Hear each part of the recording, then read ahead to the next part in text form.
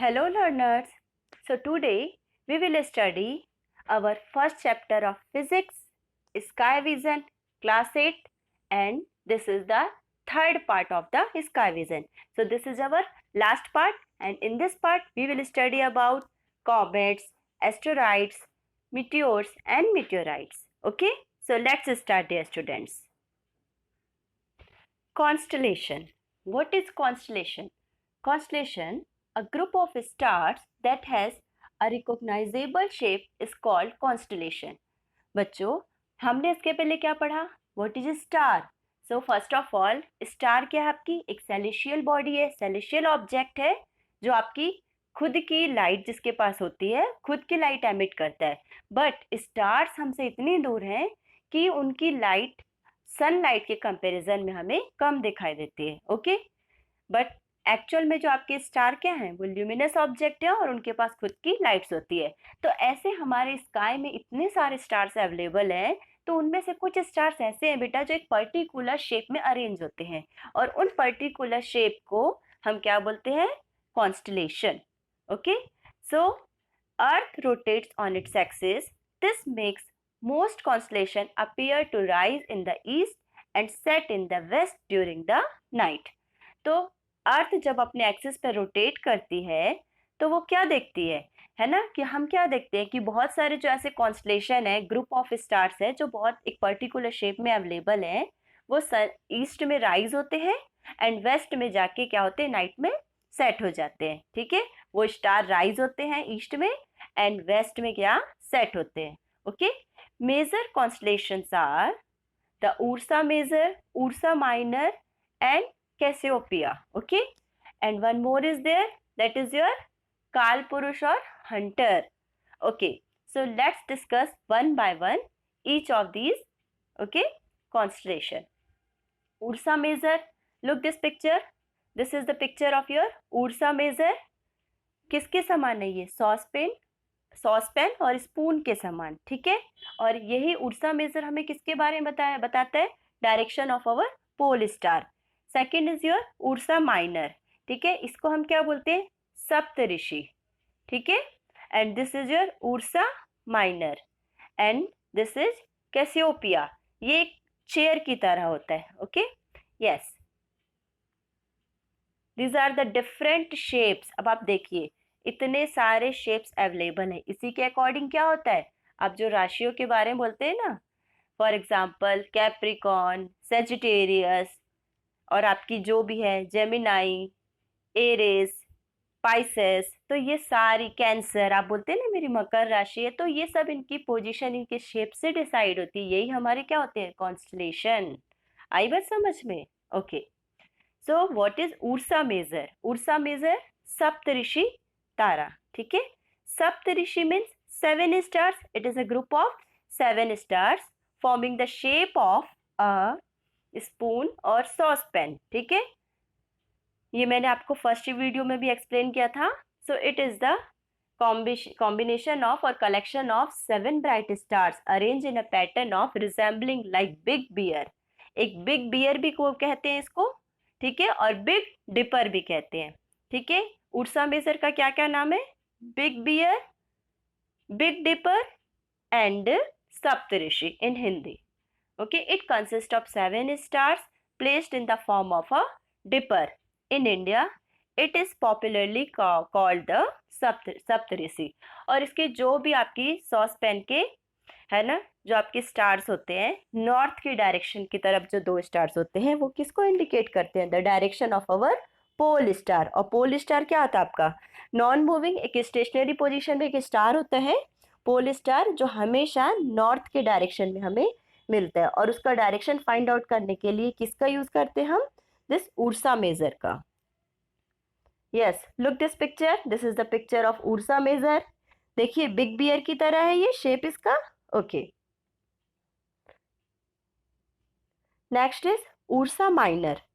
Ursa Major के जैसे ही एक उर्सा माइनर होता है ना, वो उससे छोटा होता है, इसलिए हम इसको क्या बोलते हैं? Little bear. उर्सा मेजर को big bear and Ursa Minor को लिटिल बियर. और ये कहाँ पर होता है? नॉर्थ डायरेक्शन में ये भी होता है. Like the great bear the tail of the little bear look like the handle of a ladle. Okay, जैसे कि आपका ग्रेट बियर में इसका जो हैंडल होता है, बिग बियर का हैंडल होता है, ये देखिए, ये आपका टेल होता है ना, बिग डिपर का या उर्सा मेजर का। ये आपका उर्सा मेजर है और ये वाला उर्सा माइनर है। तो वैसे ही इसका भी टेल है, देखा, look, this two are tails of Ursa Major and Ursa Minor. The brightest stars form a shape that is also known as the Little Dipper. It contains the North Celestial Pole and the polar star Polaris. It was one of the 48 constellations. ठीक है, तो हमारे पास जो हमें known constellations हैं 48 constellations, उनमें से एक क्या है आपकी Ursa Major and Ursa Minor 2। Okay, next is Orion. So एक और आपकी कॉन्स्टलेशन है। अभी मैंने किसके किसके बारे में बताया, Ursa Major, Ursa Minor and one is Orion. Another popular constellation is the Orion, which is shaped in the form of a hunter. मैंने क्या बताया था, काल पुरुष, hunter। लुक, ऐसे लग रहा है कि कोई शिकारी है ना स्काई में है। Look this picture, this is forming, है ना, ये एक पर्सन है, ठीक है, ऐसे, और ये क्या है, कुछ इसका वेपन है। तो it is looking like a Hunter. Look, yes, look this picture, this is your shape of a man having a weapon, so it is looking like a hunter. Three middle stars in the Orion lead to a brighter star in the sky called Sirius। ठीक है, जो आपके इसके 3 middle stars हैं उन्हें हम क्या कहते हैं, है ना, serious. The Orion constellation is visible to us in the sky during winter season, और हम इसे कब देख पाते हैं, विंटर सीजन में।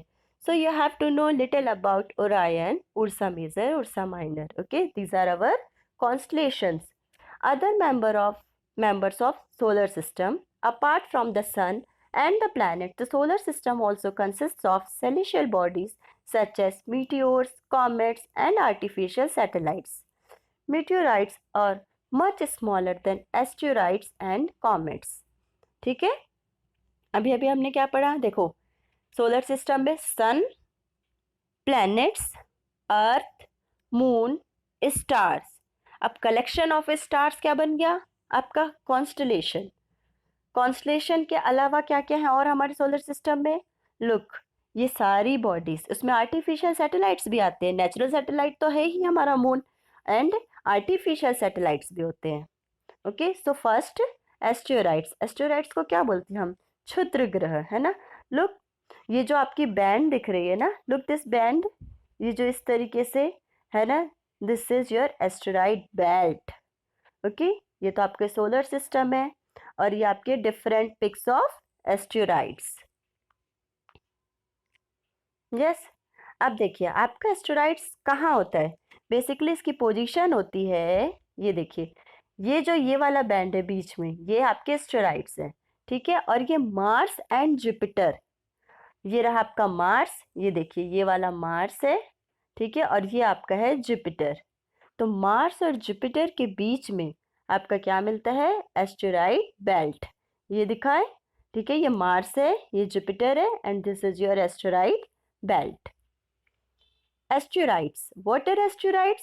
Asteroids are the small celestial objects which revolve around the sun in the gap between the orbits of Mars and Jupiter.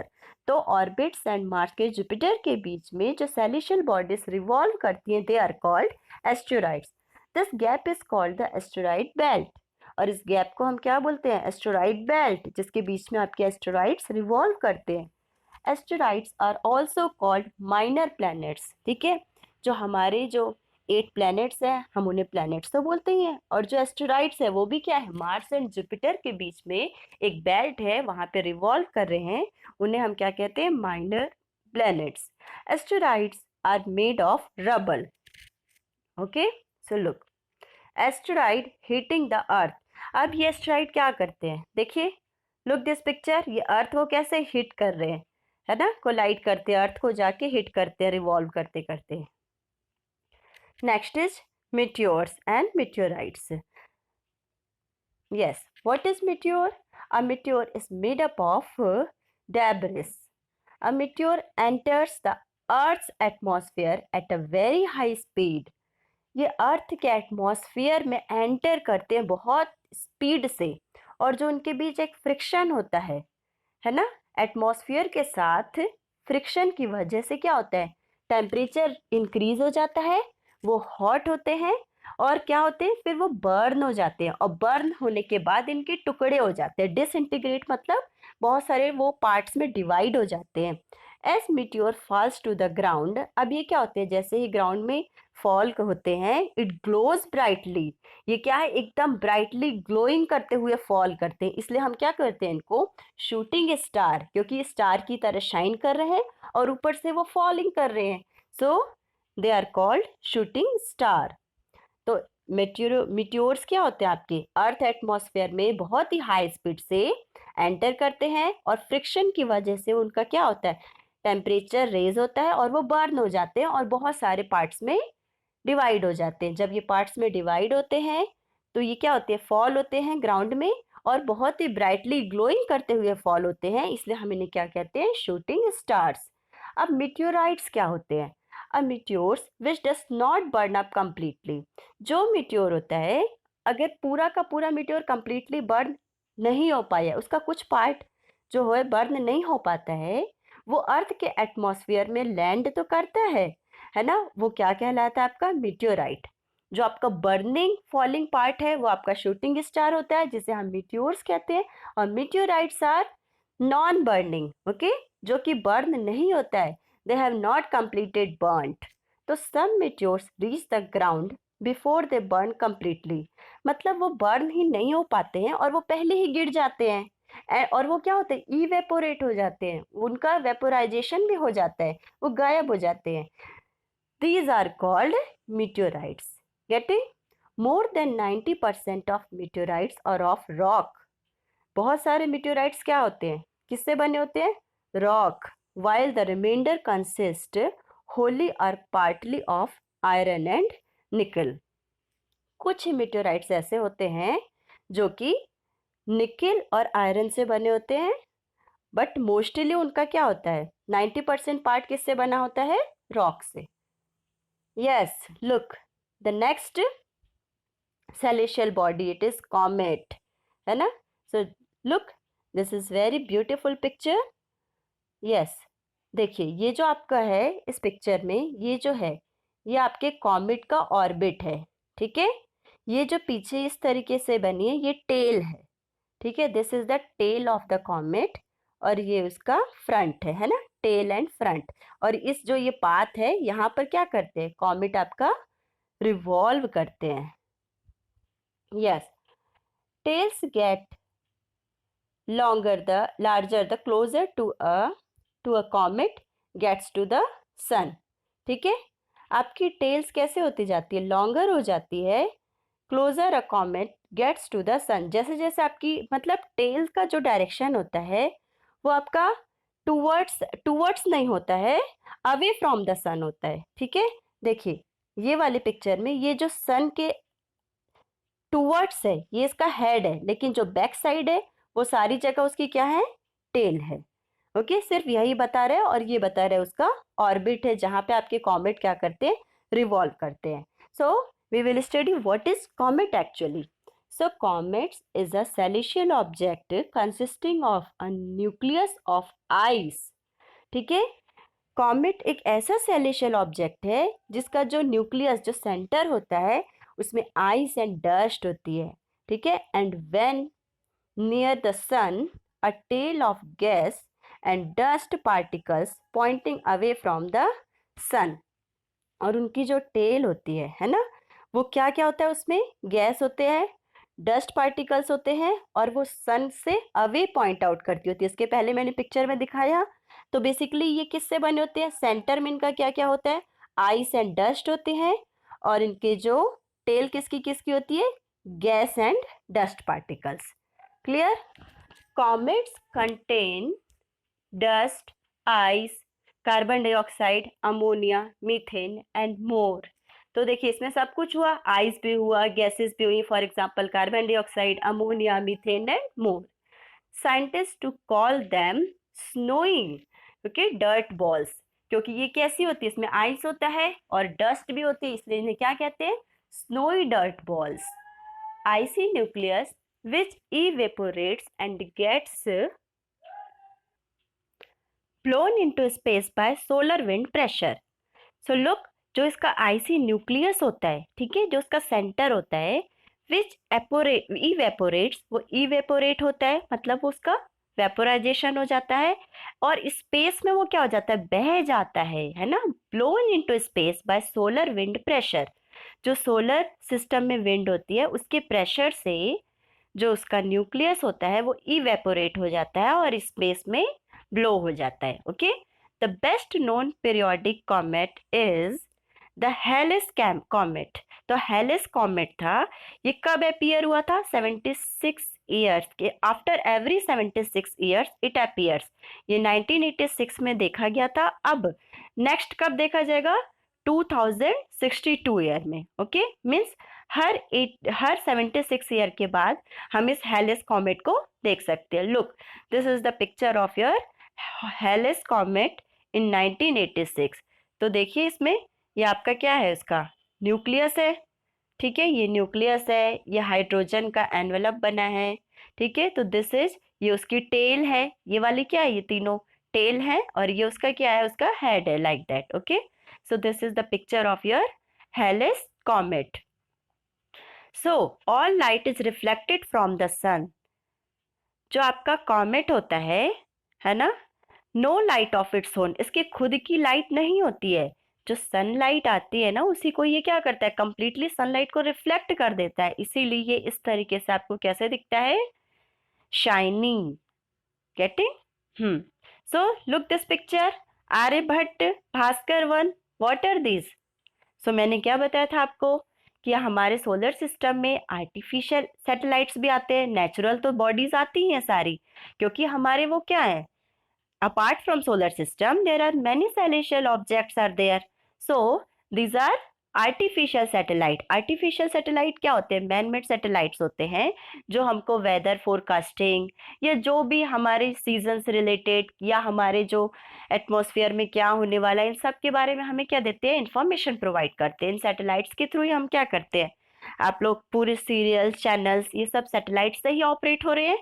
तो आपके जो वेल नोन सैटेलाइट्स हैं क्या है, artificial satellites are Aryabhata and Bhaskara 1. ये जो आर्टिफिशियल सैटेलाइट्स होते हैं ये नेचुरल सैटेलाइट्स की तरह बहुत दूर नहीं होते हैं, क्योंकि ये पॉसिबल नहीं है ना कि हम उनको इतने दूर वाले ऑर्बिट में है ना सेंड कर सके, उनको हम कास्ट कर सके. सो जो आपके अर्थ के पास के ऑर्बिट में ही ये आपके रिवॉल्व करते रहते हैं these satellites. So students, all about today's class. Hope you enjoyed the class. So today we have completed our third part of sky vision and this was the last part.